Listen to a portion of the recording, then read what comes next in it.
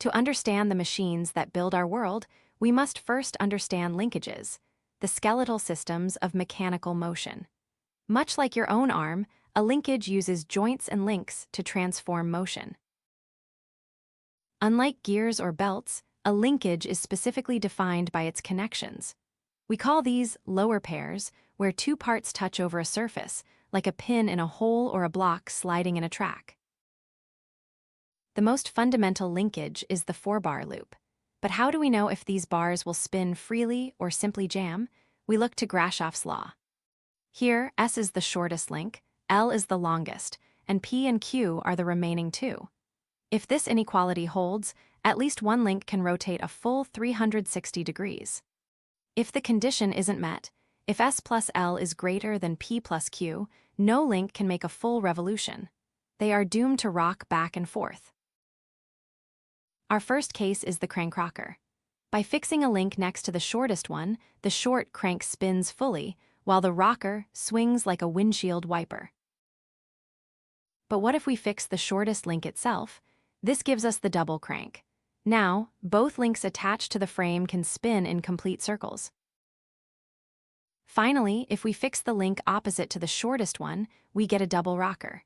Here, only the floating coupler in the middle can spin fully, while the base links just rock. Motion doesn't just happen, it has to be transmitted. One way is through direct contact, like gear teeth or a cam pushing a lever. At the point of contact, we define a common tangent and a common normal. To stay in contact, both shapes must have the same velocity along this normal line. Where the common normal intersects the line connecting the two centers, we find point K. This point is the key to calculating speed ratios.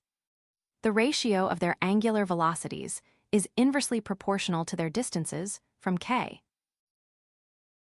Now let's look at motion via an intermediate link, a rod connecting two other parts. Think of a piston rod in an engine. Because link 3 is a solid piece of metal, it cannot stretch or shrink. This means the velocity of point A and point B along the direction of the rod must be identical. Just like direct contact, the ratio of speeds here depends on point K, where the coupler's center line crosses the line of centers of the two pivots. Linkages aren't just for moving, they are for multiplying force. This is mechanical advantage. It's the strength of the machine. In an ideal world without friction, the power you put in must equal the power that comes out. Power is simply torque times angular velocity. This means mechanical advantage is the ratio of output torque to input torque, which is also the inverse of the velocity ratio. Watch what happens when beta becomes 0, when the driver and coupler form a straight line. We call this a toggle position. Since we are dividing by 0, the mechanical advantage becomes infinite. This is why toggle clamps can exert massive crushing force with just a tiny squeeze. Perhaps the most famous linkage is the slider crank, the heart of the internal combustion engine. It converts the sliding motion of a piston into the rotation of a crank.